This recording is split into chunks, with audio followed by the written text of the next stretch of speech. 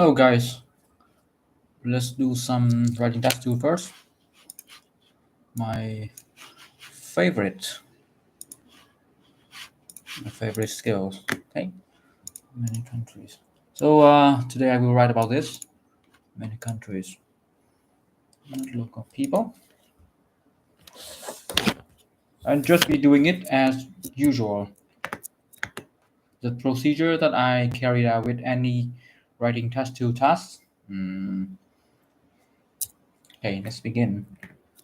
I should put a clock here. Okay, and do it. I need 40 here, maybe. I need 40 minutes, maybe. Hopefully I can. Okay.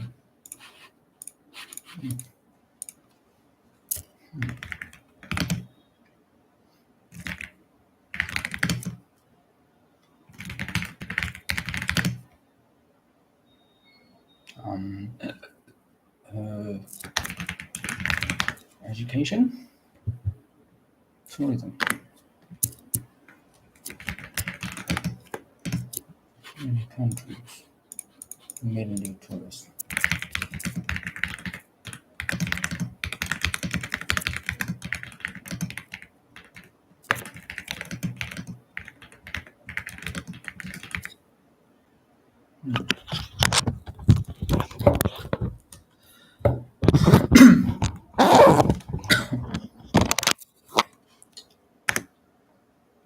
Why did this happen?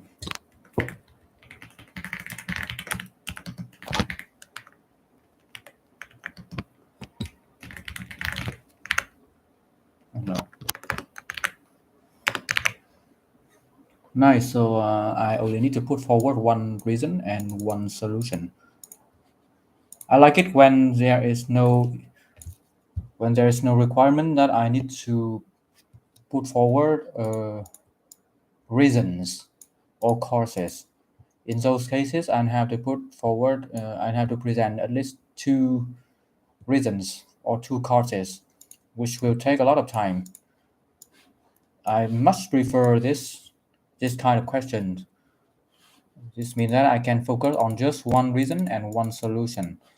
But I won't be limited on. There's no limiting on whether I should put on whether I can put more than one solution or not, or more than one reason or not.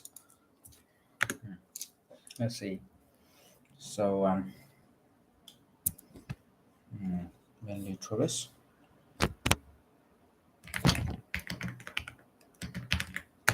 21 why.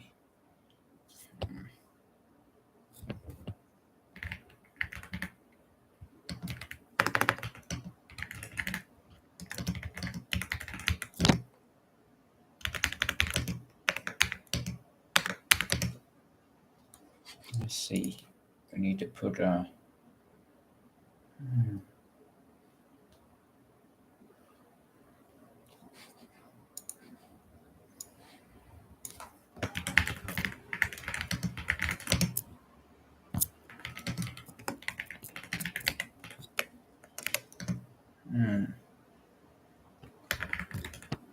these are part of.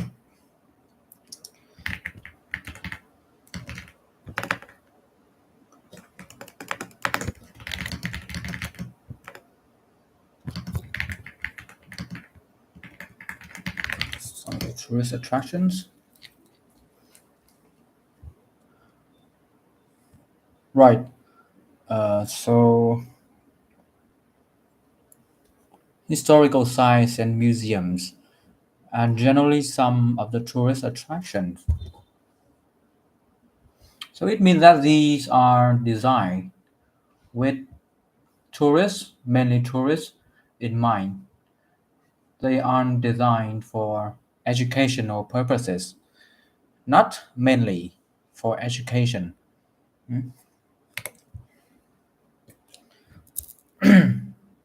So that it means that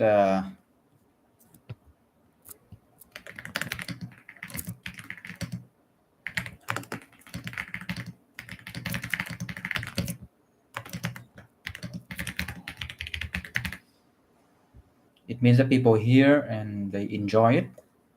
They are here because they are here because this is part of their trip. So it just it's part of them, part of their program, part of their itinerary. Yes, itinerary. Okay, so we enjoy it.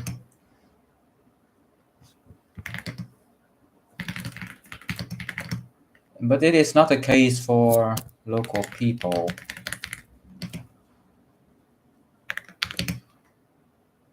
because it wouldn't be considered a trip if they just travel near their home. It will be a more enjoyable trip if they choose to travel far away, in which case they again they become tourists in another place, and so they may enjoy the historical sites and museums in the place they visit. All right, but always it's always the case that we don't appreciate what is near us because we feel that we can always visit them, and it's like we wonder we go past these attractions every day. It doesn't feel like we are having a trip. It doesn't feel like we are entertaining ourselves. So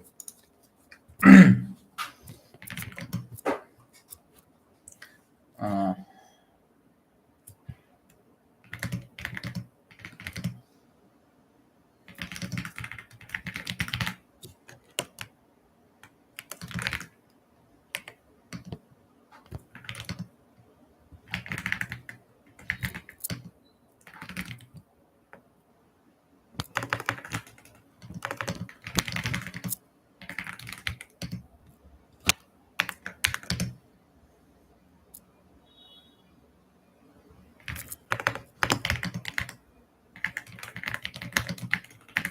okay, so I think this mainly it.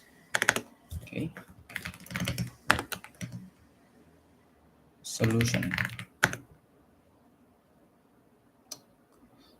Mm,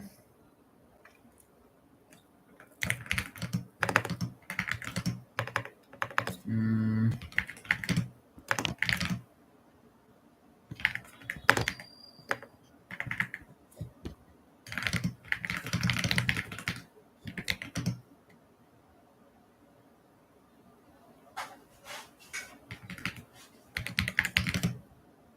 feel like um,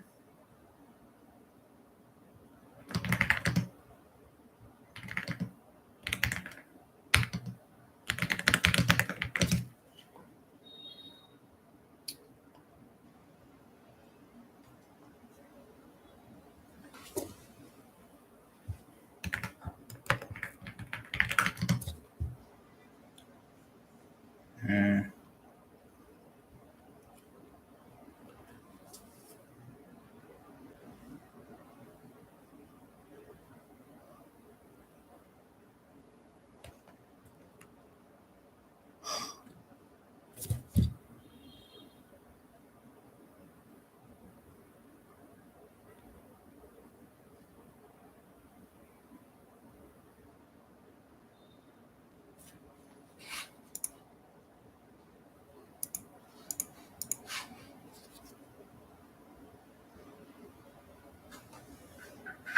nice.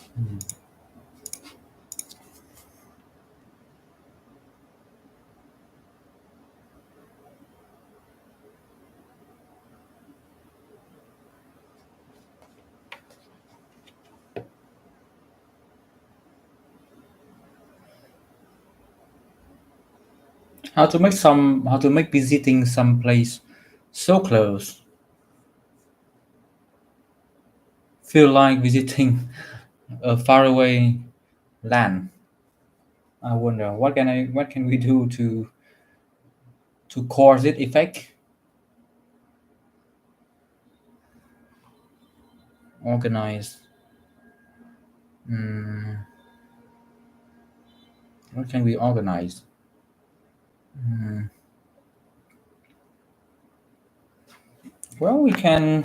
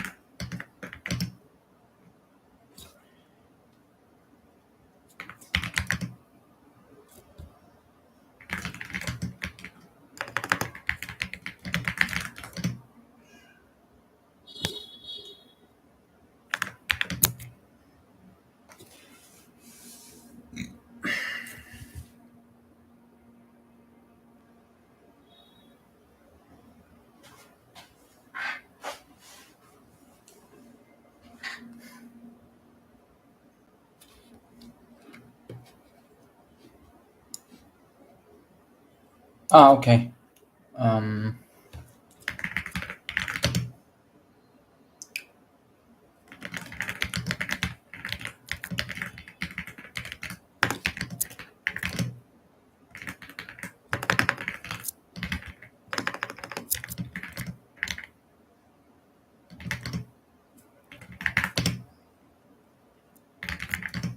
um,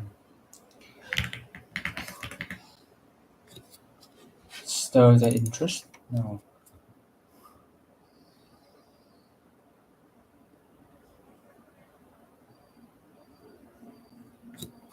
Okay.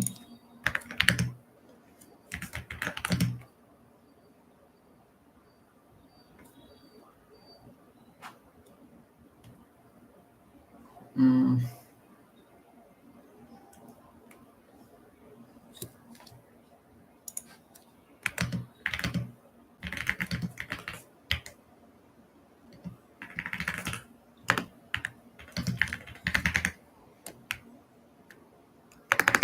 cities.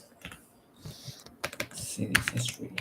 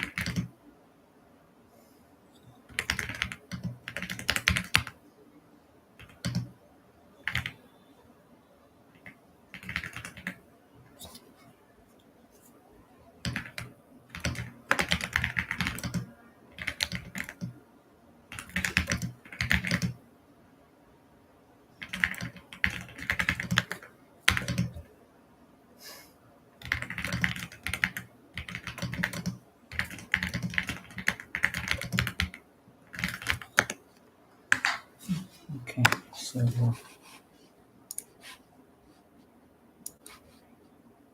mm, okay. So this is the.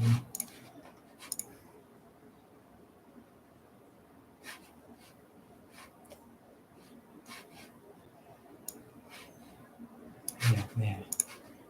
Yeah. Okay. That's right. Oh, okay.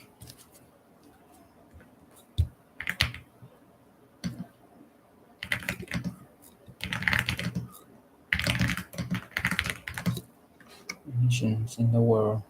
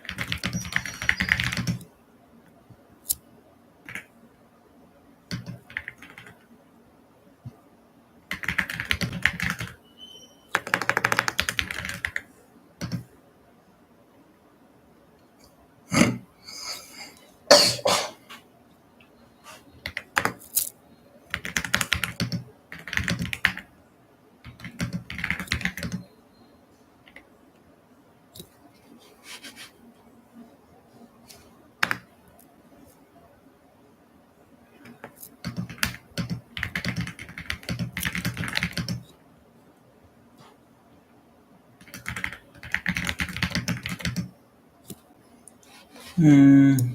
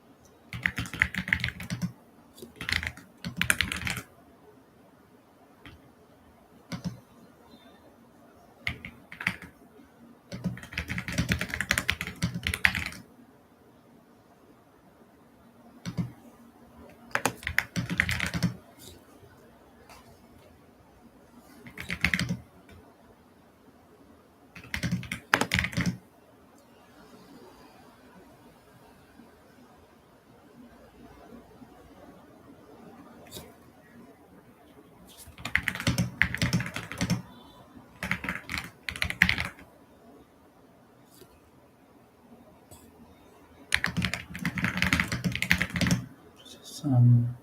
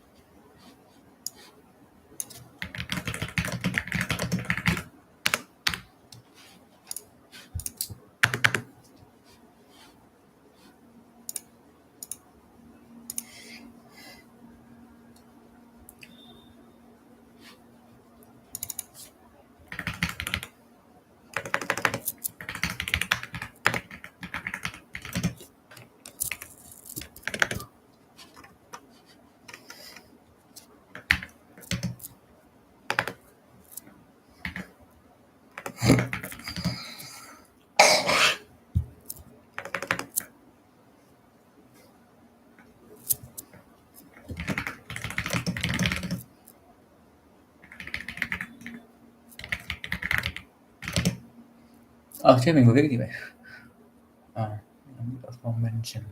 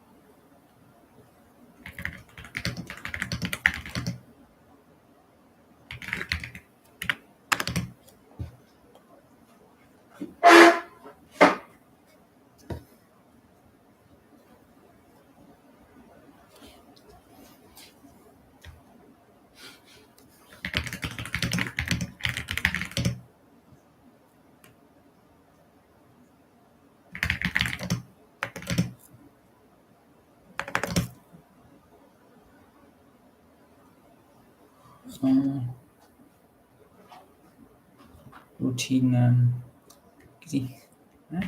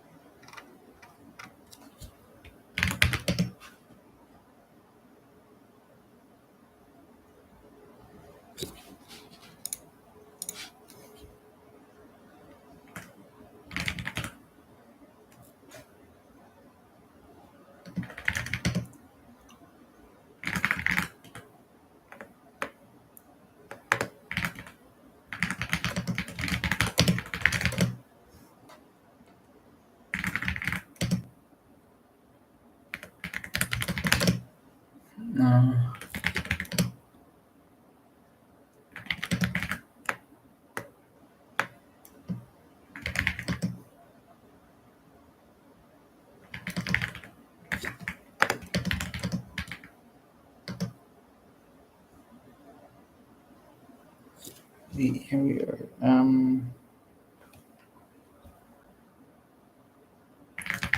region.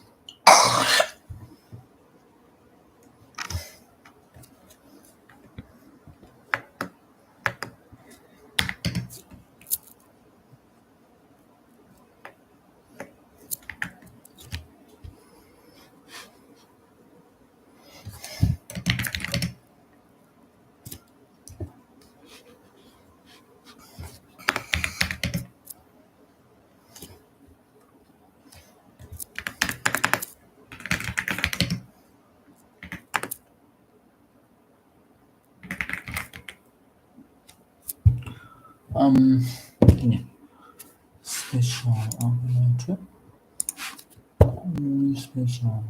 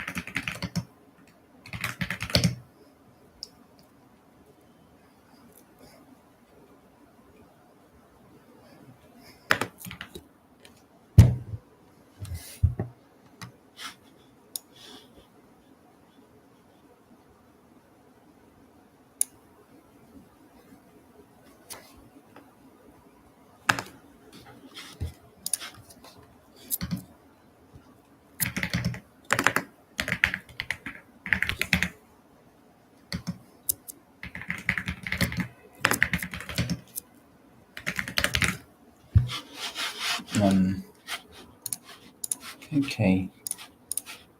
It's too long again. I have a really bad habit. No, it's not a habit. No, it's a habit. It's a really bad one. I tend to have a habit of writing extremely long essay. Um, this takes me about 45 minutes, which um, which is clearly not good because that would leave me only 15 minutes for task one. Let me see what I can do to shorten this, to make this essay shorter. However, I think this is a problem that is present, that is no, that is present in most solution essay. We tend to put forward many solutions, at least two. Uh, we need to learn how to not be greedy and put forward only one solution. So we need to be selective and choose solution that is choose a solution that is comprehensive. By being comprehensive, I mean the solution should target many groups of people, many types of target, and also it should tackle the root causes of the problem itself. So this here, travel programs.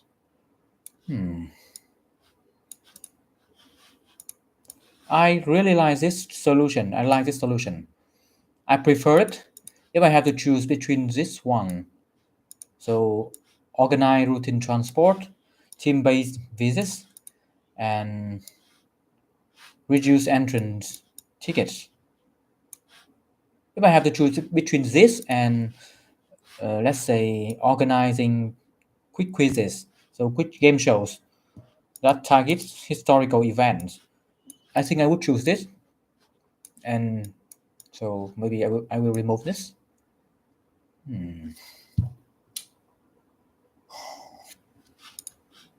I don't want to remove it either.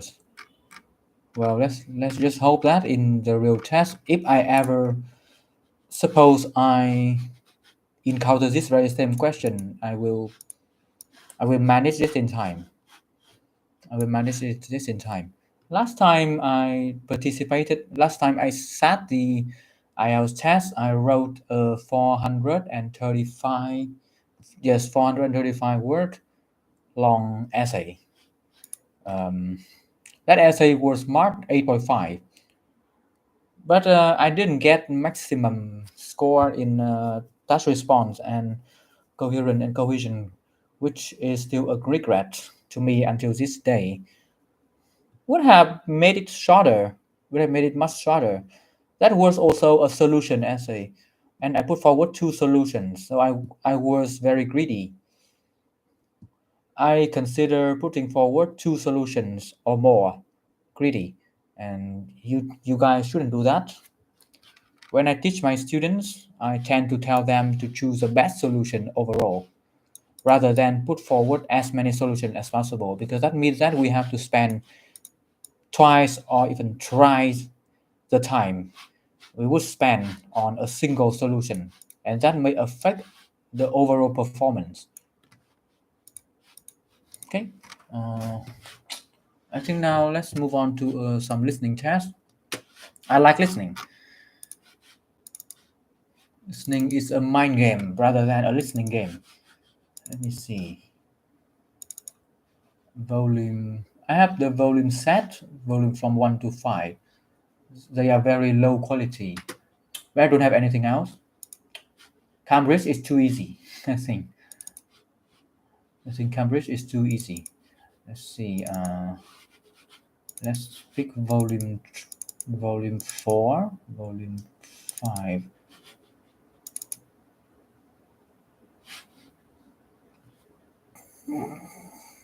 Okay, volume 2, that's 5. As you can see, it's very low quality, very badly organized and displayed. I don't want to do this, but yep, I will do it all the way. Right. Yeah, so this is the test. Here you are. Let's see. There's no example. Seems like an authentic test. Let's see how good I can do. Test 5. All right.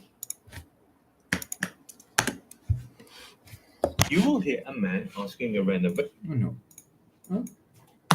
Part 2. No. You will hear a man asking a renovation company for details on a renovation project. First, you have some time to look at questions 1 to 5. I tend to skip part 1 and go straight to preparing for part 2. I think part 1 is too easy. We shouldn't waste time on this. If you are aiming at band 8 or above for listening, you shouldn't spend any time preparing for part 1 at all. New activity, November? No.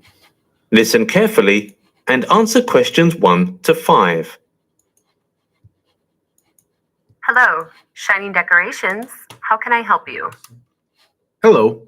We are thinking of renovating our hotel this year. It was built 15 years ago and it's quite old now. So I'm calling to see if your company can do that. Oh, yes. We do all kinds of decoration and renovation projects.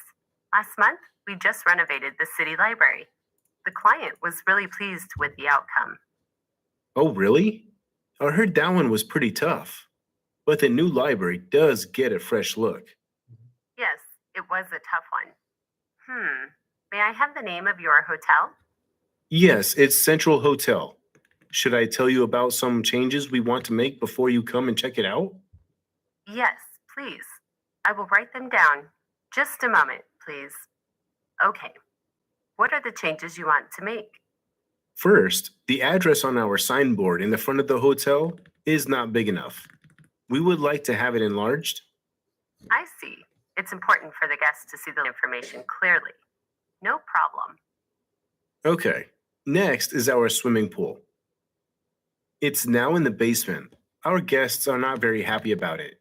After talking to the designers, we've decided to move it to the roof of the hotel. Oh, that's a big change, as it'll be an outdoor site, but I believe it's a wonderful idea.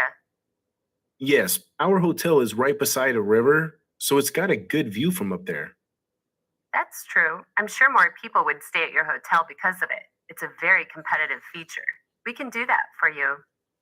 We have a big lounge on the ground floor where our guests can rest. We don't think we are making the most of it, and my manager said we should use the room for reception. The old one is too small. So you don't need an area for guests to rest? The hall will serve the purpose. All right, I've written it down. Anything else? Before you hear the rest of the conversation, you have some time to look at questions 6 to 10.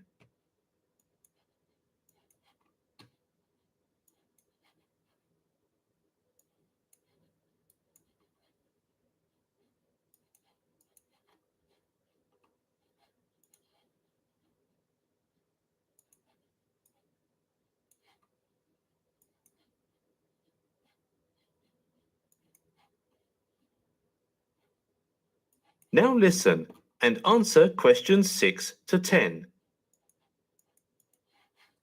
Let me see. I think the words on the notice board should be translated, but I'll need to confirm with my supervisor if we need to translate into Chinese or not. We have quite a lot of Chinese guests now, but Spanish translation is definitely needed. German is not necessary, neither is Japanese. We don't have many guests from those countries. Okay, I'll just need to go and see how to plan the layout later. Yes, please. We don't know if we should upgrade the design of the price board or not. It looks a bit old-fashioned. What color is it? It's red. I was wondering if white looks better. It's hard to tell unless we see it in person. Okay, when can the construction team come and start their work? Well, we are currently working on another project, but we think we can finish the work there sometime in June, so we can come before July. And it depends on how much time you have for the renovation project. If it's quite urgent, we'll need to discuss the starting time. We hope to start early, but it's not too urgent. We will wait till the end of peak season. Yeah, you don't want to miss the peak time right now. So who should I contact for the initial check and evaluation? You can call my manager. His name is Clifton Barron. Excuse me, how do you spell his first name? Cliffton. And his phone number? It's 093-03-6602. You can call during work hours. Got it. As for the contract details and the cost of the project, should I contact him or... Yes, you could talk to him for all these details. Okay, thanks. That is the end of section 1. You now have half a minute to check your answers.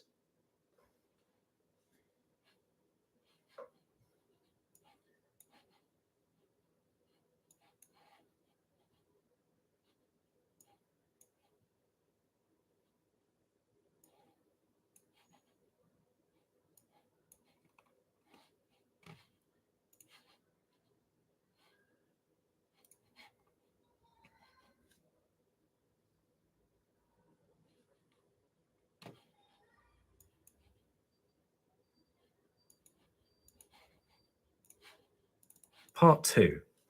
You will hear a man talking to a group of people about the Melbourne Zoo. First, you have some time to look at questions 11 to 15.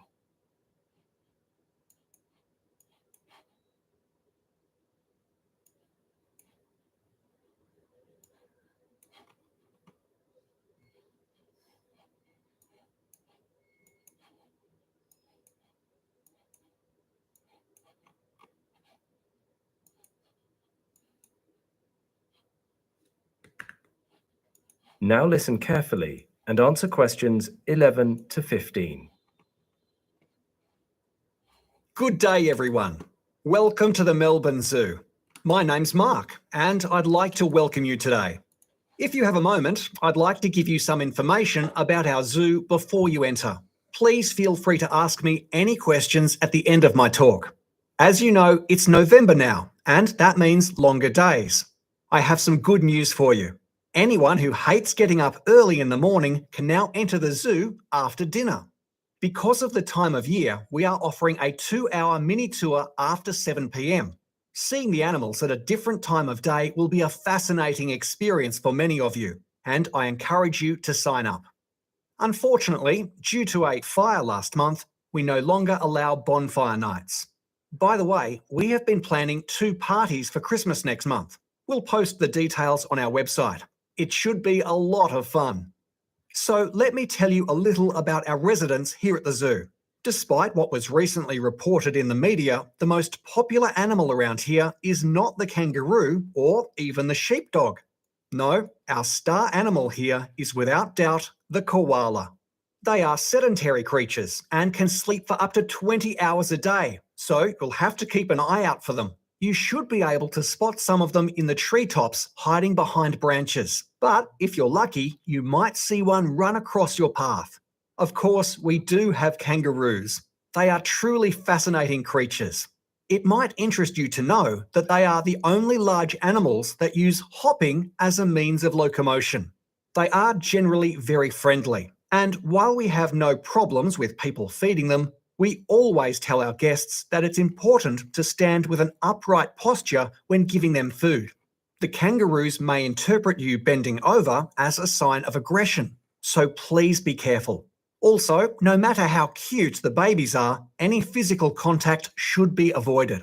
The adults are quite protective of their young while they are still in the pouch, so please refrain from the urge to give them a pat. They aren't greedy animals and will generally stop eating once they are full, so if you have some extra food, you might need to find another one to feed. As you may have heard, our wild dog pen is temporarily closed, but it should reopen soon. You'll be happy to know that our dogs are all fine and in good health, and I think they are quite excited about their new home. Right now, we are fixing the fences. They are wild animals after all, and we need to consider public safety before opening the exhibit. But please come back to see them when we are finished. Speaking of return visits, if you enjoy our zoo and want to come back, you may be interested in getting a discount ticket.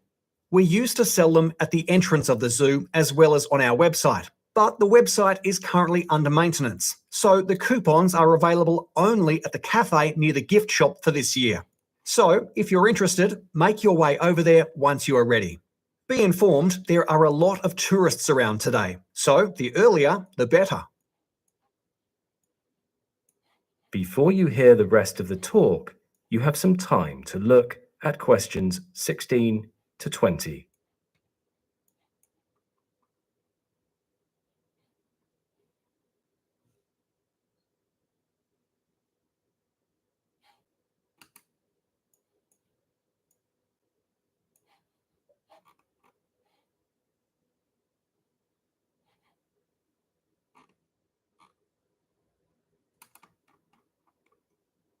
Now listen carefully and answer questions 16 to 20.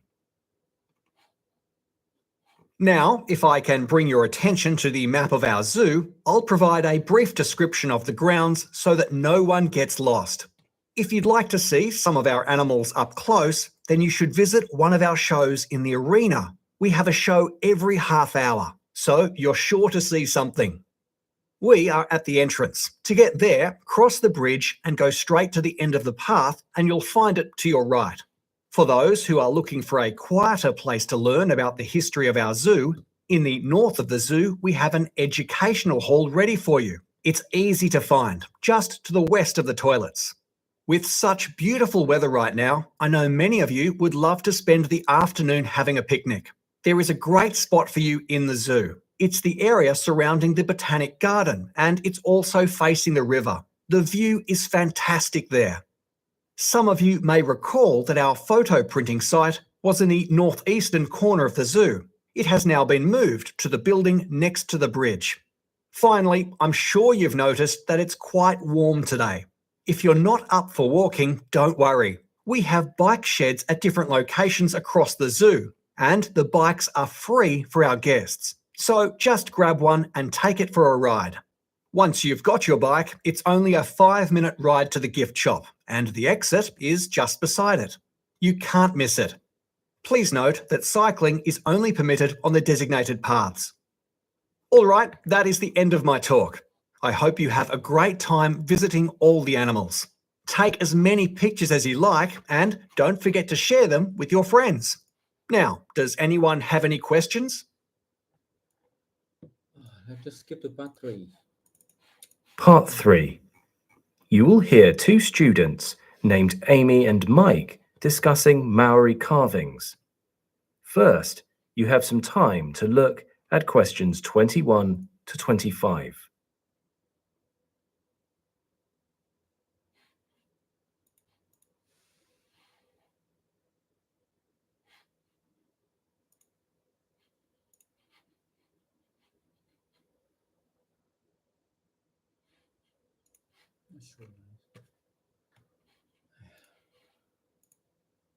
Oh, the Maori greenstone tikis. They're all a bit organic for my taste. You know, all curves and twisting shapes. I like modern stuff, geometric shapes. But I can see the skill involved in making them. But the stories behind the tikis are what make them interesting. Besides, I imagine it would be difficult to create geometric patterns. The shape of each tiki seems to follow the natural contours of the stone. It's extremely hard, and it requires expertise and time to shape. That's true. I suppose that's why modern greenstone carvings are so expensive. But there aren't that many genuine old ones around. Archaeologists rarely discover such treasures, which is odd given they are such a huge part of Maori culture. I wonder if archaeological dig sites were raided and the tikis were taken to sell. I believe it's because the owners valued them, and so preserved them. Many of them would have been passed down through the generations and remain in the possession of the families today, like heirlooms. Do you know what they were used for? I thought they were just an art form or a means of decoration. But Professor Mathieu says that the Maori believed tikis were sacred and could be used as a pathway to their ancestors. They believed the dead could speak to them through these talismans. So they don't represent tribes or anything? Interesting. How many different kinds are there? There must be hundreds of variations. There are other greenstone carvings beside tikis, although I can't remember all their names. Traditional tikis themselves can be divided into two distinct groups though. Can they? By the materials? I've seen some with metal features. Or is it to do with size or where they were made? Actually, it is the ways that their feet, heads and hands are placed that make the major difference. Is it easy to discern the difference between the ancient stones and more modern reproductions? Are the styles very different? Modern reproductions usually use a different type of stone, although they may be of the same design. They may also be of a smaller size. But it's actually quite easy to tell if you are buying a genuine carving or a mass-produced souvenir. How? Nowadays, they are produced by machine, using lasers even, so they have no blemishes. In genuine carvings, they aren't always perfect because the Maori used simple hand tools. For example, the hole that the cord is fed through isn't perfectly round. That makes sense. Before you hear the rest of the discussion, you have some time to look at questions 26 to 30. Damn it, I'm not sure about question number 25. Probably in shape. Okay.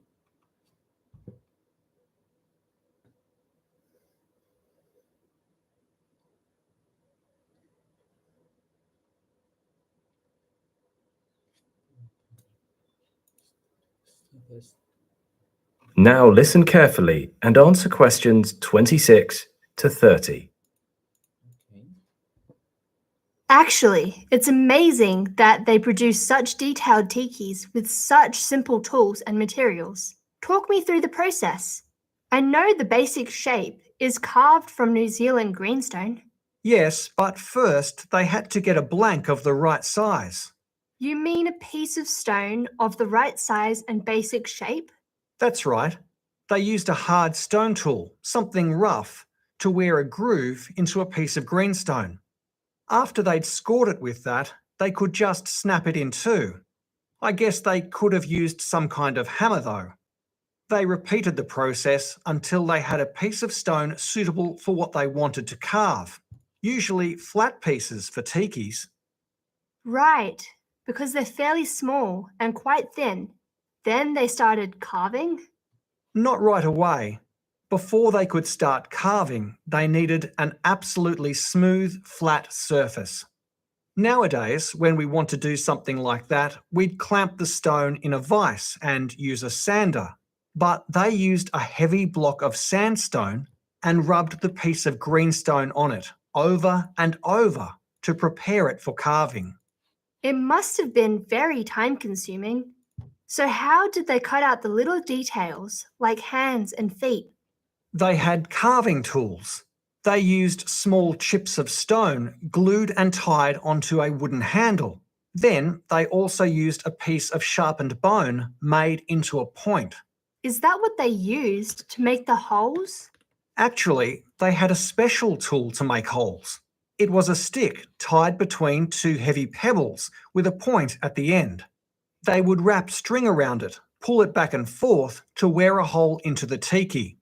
They used the same technique to make round shapes too, but didn't make the hole go all the way through.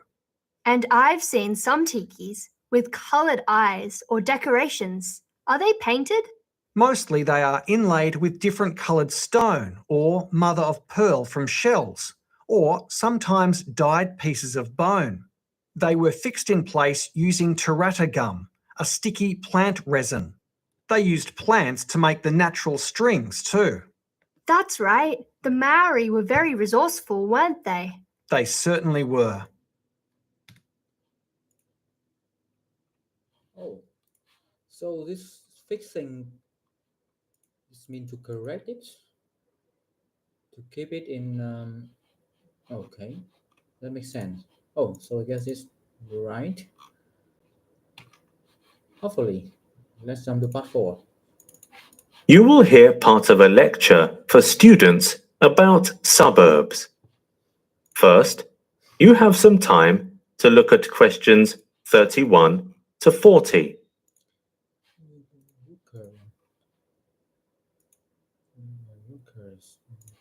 It's Comer here. Prices up. Advantages? Food? Let's put it outside.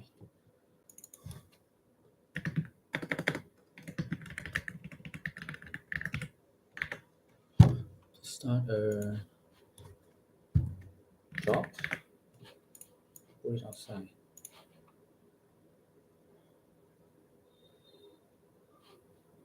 Building housing area. Now listen carefully and answer questions 31 to 40. In the beginning of human civilization, there were no cities. There were just small settlements. They grew with time and became villages and towns.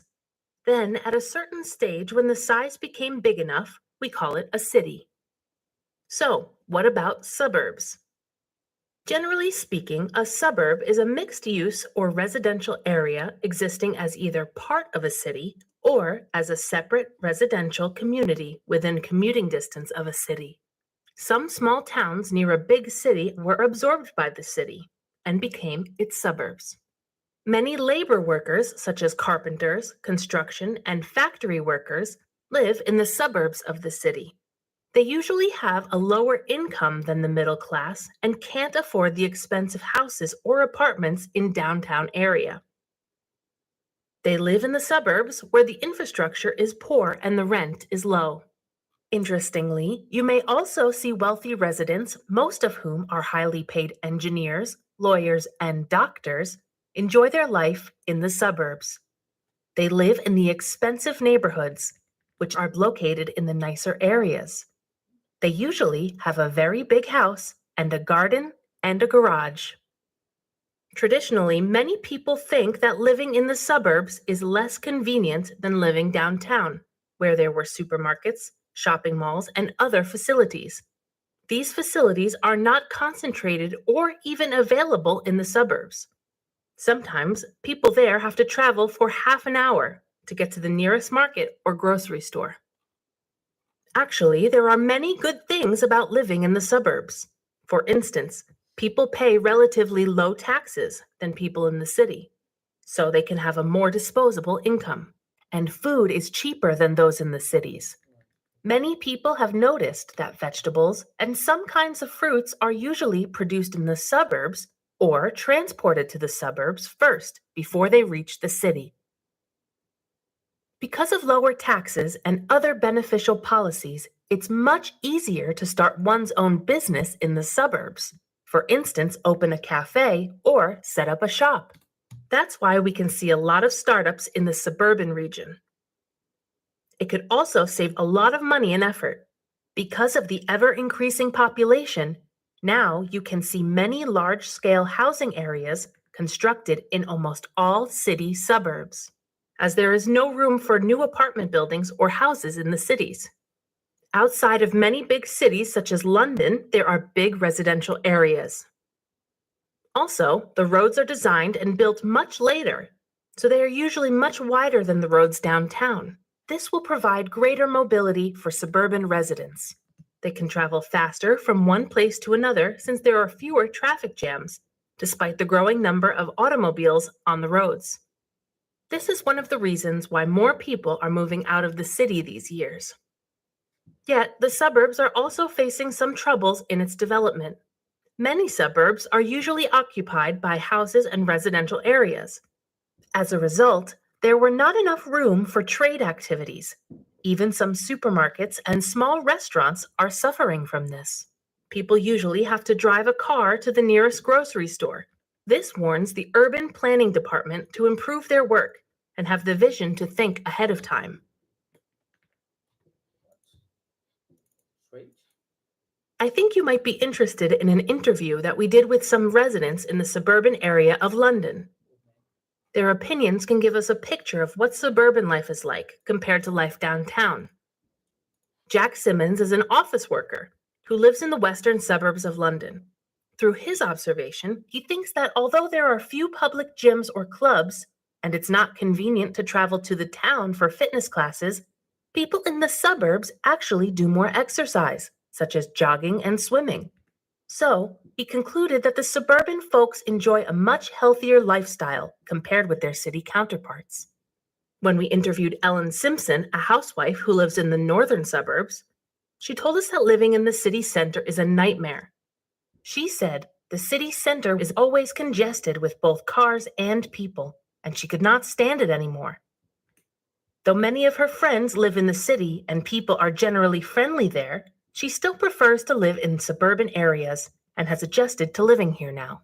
We talked to an engineer named Robert Gregory, who works downtown and lives in the suburbs. In his opinion, the architectural style in the suburbs is quite the same as that in the city nowadays. Besides, people in the suburban area also pursue goals that are similar to the ones pursued by the people in the city. Also, people in the suburbs don't seem to be more satisfied with their life. Sarah Godfrey is an English teacher at a school in the city.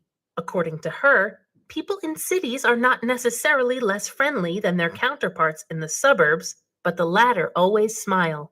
They go to the parks and have gatherings more often. These activities are important in improving life quality and the level of happiness. That is the end of section 4. You now have half a minute to check your answers. I missed 2 of them. This is horrible. Anyway, let's check it.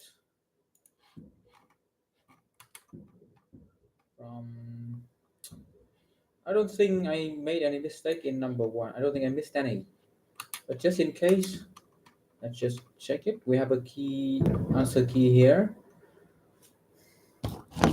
It's central. Address, basement, roof, lounge, Spanish red, Clifton.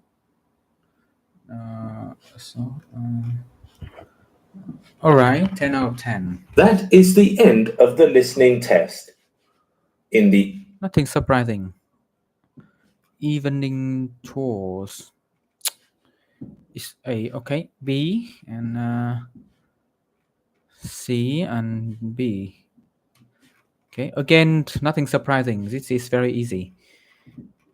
CEIDB, right? Very easy. Let's see with number 3. Number 3 was quite. I think it was medium in terms of difficulty. Let's check it. A, C, B. Okay. Position of the body to regular in shape. Damn it. To regular in shapes. I wasn't sure about this, but Part 3. With metal features? Or is it to do with size or where they were made? Actually, it is the ways that their feet, heads, and hands are placed that In the ancient stones a different type of stone. or modern reproductions? Are the styles very different? Modern reproductions usually use a different type of stone. usually use a different type of stone. That's A, right? Although they may be of the same design, they may also be of a smaller size. Maybe smaller size. Oh, so A and C are not absolute. But it's actually quite easy to tell Okay, yeah. if you are buying a genuine carving or a mass-produced souvenir. How? Nowadays, they are produced by machine, using lasers even, so they have no blemishes. In genuine carvings, they aren't always perfect because the Maori used simple hand tools. For example, the hole that the cord is fed through isn't perfectly round. That makes sense. What? It's not B. He mentioned that the modern mass produce souvenirs are too perfect without any blemishes, so there weren't any flaws. Too regular in shape? I don't think so. Okay. But in this case, I think it's safe to say that A and C cannot be chosen. But the way the answer B is worded is very weird. It's very strange. I don't think I can interpret what I just heard as being regular in shape. I think it without flaws.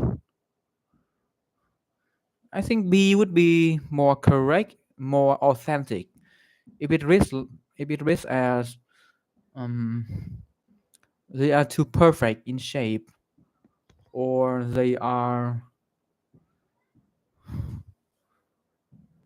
too they are not flawed, not regular. I don't think I heard anything about similarity. But I agree that we shouldn't choose A. You can remove A because you heard it right from the beginning. A and C, we heard it right from the beginning.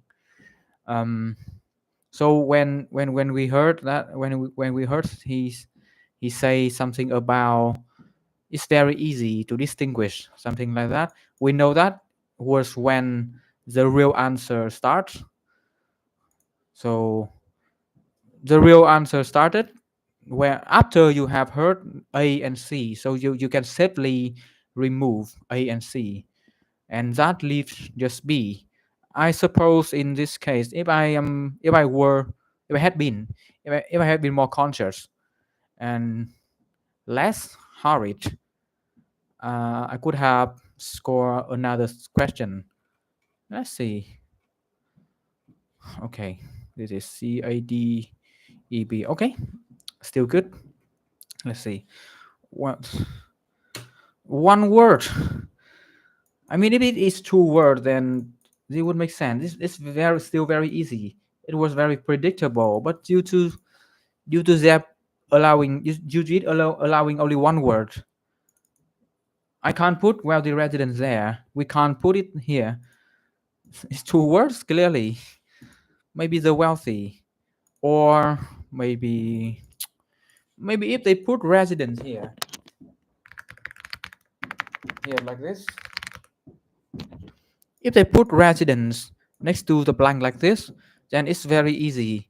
Or wealthy people, right? Then it's very easy to spot the wealthy as the correct answer here. But this is not the case. Anyway, I think I caught the word, so I will still count this as being a correct answer. Food business, right? Still very easy. Trade, okay, still good.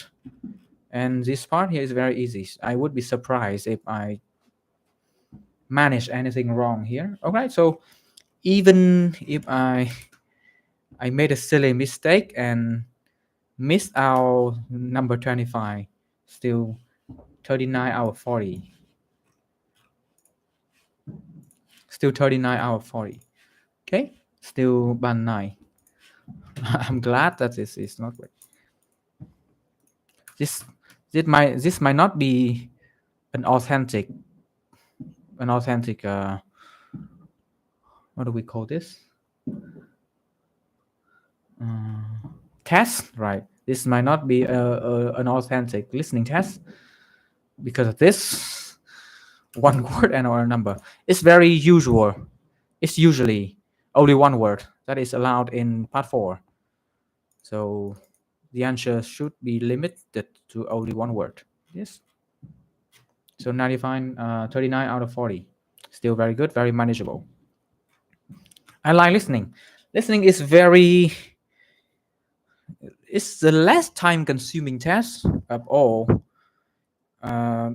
Maybe excluding the speaking test, but speaking test requires a lot more practice, and it also requires us to undergo a very painful process. That is to listen to ourselves. That is painful. I hate my own voice, and I think you guys hate your own voices too, which makes the listening which makes speaking preparation an agonizing preparation process. And listening is just chill. I mean, you just turn on the audio, and you are automatically forced to follow the audio and to do the test. You can't slack up. In the reading test, you can slack up during the reading test, which may also contribute to you scoring lower than you expected. But that is not the case for listening test. For the listening test, and also the listening test also tests your reading skills. Actually, it reads your speed reading, meaning that you have to read very quickly to grasp the overall ideas. In most cases, that means that you have to grab the keywords, not by underlying like this. I just do this in for the sake of um, demonstration, because I'm streaming and you guys are watching. So I just mark these as a form of demonstration, so that you see how I do. In the real test, I don't mark like this. I just read it and then listen.